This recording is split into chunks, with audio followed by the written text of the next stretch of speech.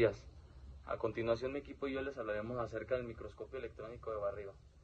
El microscopio electrónico barrido es una herramienta de la microscopía que nos permite obtener imágenes de alta resolución de la superficie de una muestra sólida, utilizando un haz de electrones que barre la superficie de la muestra.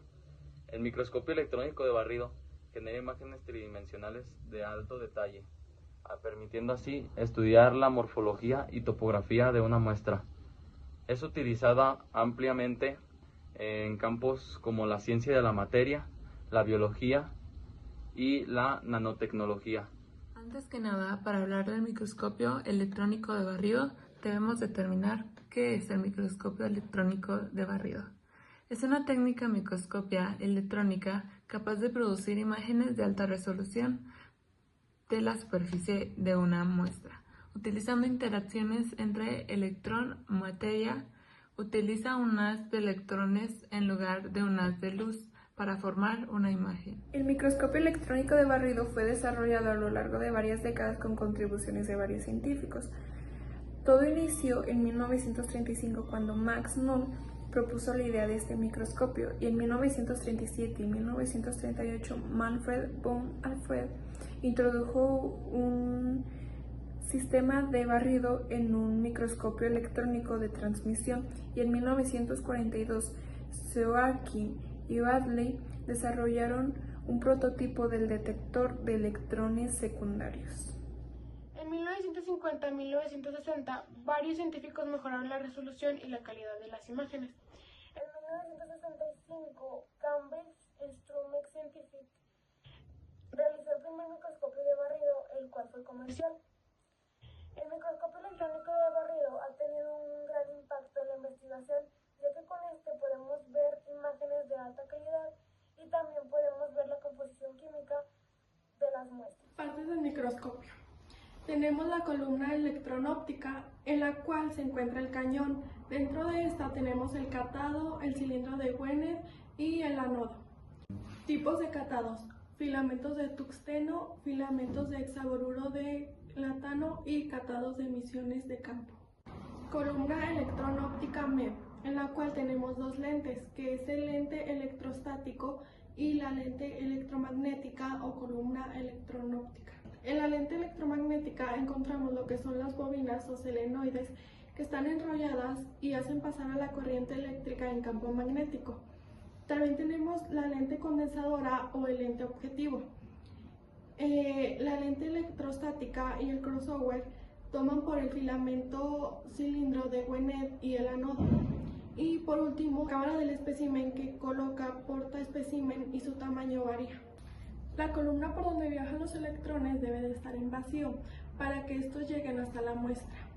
Cuando la columna ya está en vacío, podemos usar el cañón de electrones para dispararlos. Estos viajan por la primera parte de la cámara, que es el ánodo. Este atrae a los electrones para luego darles una pauta para que viajen como un haz.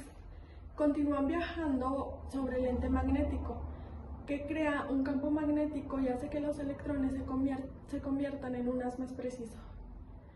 Después se acercan a la bobina de barrido y estos comienzan a asombrar el área de la muestra con el haz de los electrones. También contamos con el sistema de detección, el cual se encarga de colectar las distintas señales que surgen del espécimen debido a la interacción del haz de electrones con los átomos de la muestra. Se proporcionan diferentes clases de información si se coloca un detector específico, de los cuales hay dos tipos: el detector cintillador y el detector de estado sólido. Está el detector cintillador, el cual su uso principal es la detección de electrones secundarios. También detecta electrones retrodispersados, pero en menor medida. Y algunos de sus componentes claves son la jaula de Faraday o el colector, el cintillador que es fluorescente o usualmente de plástico o vidrio, y el tubo de luz o la EPI, también el fotomultiplicador y el preamplificador, el cual funciona cuando los electrones secundarios generados en la muestra son atraídos por el colector, conectado a un potencial de 200 voltios. Estos electrones impactan en el cintillador generando fotones y los fotones viajan por el IPP hacia el fotomultiplicador. Ahí se produce una cascada de electrones que es amplificada por el preamplificador y la señal resultante se envía al TRC o tubo de rayos catódicos para formar la imagen. También está el detector de estado sólido, que es un semiconductor delgado y plano, Hay dos, uno es usado para la detección de electrones retrodispersados y otro para la recolección de señal característica de rayos X, las cuales se encuentran en la parte superior del espécimen. Tiene unos pocos milímetros de grosor y sus componentes son dos semiconductores anulares A y B y un semiconductor C que es para la imagen shadow. Su función principal es que detecta electrones retrodispersados provenientes de distintas direcciones. Genera tres tipos de imagen: la topo, que es A-B, que da información topográfica, y la compo, que es A+B, que muestra diferencias en composición química. Los elementos más pesados son más brillantes, y la shadow, que es A+B+C, que proporciona efectos sombreados, una iluminación aparente del lado derecho. También está el detector de espectrómetro por dispersión de energía de rayos X, que está fabricado con un cristal de silicio y litio, que sus dimensiones típicas son de 10 milímetros de diámetro y 3 milímetros de grosor. El litio se funde con el silicio para mejorar la conductividad eléctrica y reducir el ruido de fondo. La ventana del detector aísla el detector del vacío del MEP, y antes era de berilio, pero absorbía rayos X de elementos ligeros. Ahora se usan ultra thin windows y super ultra thin windows, que son hechas de aluminio evaporado o polímero delgado. Las ventanas actuales permiten detectar elementos ligeros, aunque con precisión limitada, como del 5 o 10%. También existen detectores sin ventana, que ofrecen una mejor sensibilidad para los elementos ligeros, pero requieren cerrarse antes de cambiar las muestras. Y para el proceso de detección de rayos X, cuando un rayo X entra al cristal de litio con silicio, es absorbido y se libera un fotoelectrón de alta energía que al disiparse libera una banda de electrones de valencia, generando pares electrón-hueco. Se necesita de 3.8 a 3.9 electrovoltios por cada par generado. La excitación de electrones genera calor. Para evitar que el detector pierda funcionalidad a temperatura ambiente, se mantiene frío mediante nitrógeno líquido. También está el sistema de vacío, el cual su función principal es crear el alto vacío necesario para evitar que el haz de electrones se desvíe por colisiones con átomos. Este sistema de vacío tiene bombas, las cuales son 4, y está la bomba mecánica o rotatoria, que se encarga de generar el prevacío. Trabaja en conjunto con otras bombas, como la difusora y la turbomolecular. La bomba difusora produce un alto vacío extrayendo moléculas de gas de la columna. Tiene una desventaja: usa aceite que puede contaminar la muestra con monocapas y alterar el análisis clínico.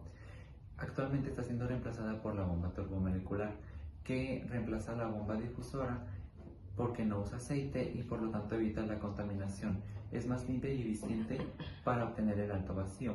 Y por último está la bomba iónica, que es limpia y sin vibraciones y es utilizada para obtener el ultra vacío. Es ideal para cátodos de emisión de campo o microscopía de electrónica de alta resolución. En resumen, podemos decir que el microscopio electrónico de barrido usa electrones para generar una imagen de la superficie. Bueno, mi nombre es Esmeralda y les voy a explicar cómo funcionan los microscopios electrónicos de barrido. Bueno, estos cuentan con un filamento que genera unos electrones moviéndose en un patrón de X a Y a través de una muestra conductora que libera varias señales de datos con información estructural y de composición. Con esta información somos capaces de obtener información superficial de forma y topografía, textura y composición. Ya que se utilizan electrones como fuente de radiación, en lugar de fotones de luz, se mejora la resolución y se logra una gran profundidad de campo y las imágenes aparecen en 3 dimensiones. Además cuentan con una amplia gama de aumentos que van de 10 a 30.000 veces de aumentos, facilitando la correlación de imágenes macro y microscópicas. Mi nombre es Sileme y hablaré un poco más sobre el funcionamiento del microscopio óptico de barrido. En este microscopio es necesario acelerar los electrones en un campo electrónico para aprovechar su comportamiento ondulatorio que se lleva a cabo en la columna del microscopio, donde se aceleran por una diferencia de potencial de 1000 a 30.000 voltios. Los electrones acelerados son utilizados para muestras muy sensibles o muy aislantes. Los altos voltajes se utilizan para muestras metálicas, ya que estas no sufren daños como las biológicas. Los electrones acelerados salen del cañón y son enfocados por los lentes condensador y objetiva, cuya función es reducir la imagen del filamento de manera que incida en la muestra un haz de electrones lo más pequeño posible. Cuando el haz incide sobre la muestra, se producen muchas interacciones entre los átomos de la muestra. Por otra parte, la energía que se pierde en los electrones al chocar contra la muestra puede hacer que otros electrones salgan desprendidos y producir rayos X. Podemos también adquirir la señal de rayos X que se produce cuando se desprenden estos mismos de la muestra y posteriormente hacer un análisis espectrográfico de una composición de la muestra. Un microscopio óptico de barrido y transmisión combina elementos de un SEM y un TEM y puede mostrar los átomos individuales de un objeto Bound. El microorganizador de sonido de electrones puede analizar los rayos X de alta energía que produce el objeto al ser bombeado de electrones. La identidad de diferencia de átomos y moléculas de un material se puede conocer utilizando sus emisiones de rayos, y estos analizadores de sonido de electrones no solo proporcionan una imagen amplia, sino que nos suministra información sobre la composición química de la muestra. Tipos de vacío según el microscopio electrónico de barrido, que son alto vacío, que se necesita que la muestra esté seca y sea conductora. Para las muestras no conductoras se pueden recubrir con una capa de sputtering de carbono o metales. El sputtering o pulverización catódica es un proceso físico donde se bombardea un material sólido con iones energéticos para arrancar sus átomos. El otro tipo es bajo vacío, que permite examinar muestras húmedas, no conductoras o que no pudieron ser preparadas para alto vacío. El microscopio electrónico de barrido se utiliza en diversas aplicaciones, como lo es en la industria, en el comercio y en la investigación. A continuación vamos a hablar de los campos donde es más utilizado este microscopio. Como ejemplo tenemos los nanocables para la detección de gases, ya que así se permite una detección más rápida y más sensible de ciertos gases. De igual manera tenemos la inspección de ciertos materiales. Este garantiza la calidad y confiabilidad de los chips y otros componentes electrónicos. También tenemos la ciencia de los materiales, ya que este garantiza la calidad y confiabilidad de ciertos chips y otros materiales electrónicos. Siguiendo con lo que dice mi compañera, también te hablaré de los campos de utilización del microscopio.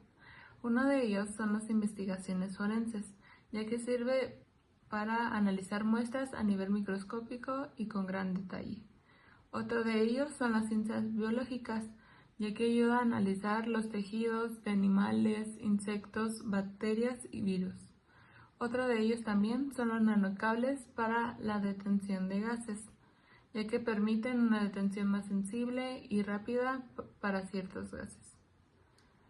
Y por último, también hablaremos de la ciencia médica, ya que se utiliza para comparar muestras de sangre y tejido y determinar la causa de algunas enfermedades, así como también medir los efectos de los tratamientos de los pacientes. Al realizar esta investigación acerca del microscopio electrónico de barrido, nos pudimos dar cuenta que ha sido una gran herramienta para la histología desde 1937, ya que permite obtener imágenes de alta resolución y analizar la composición de muestras sólidas con gran detalle, revelando su morfología superficial, texturas, defectos y composición elemental. Agradecemos su atención.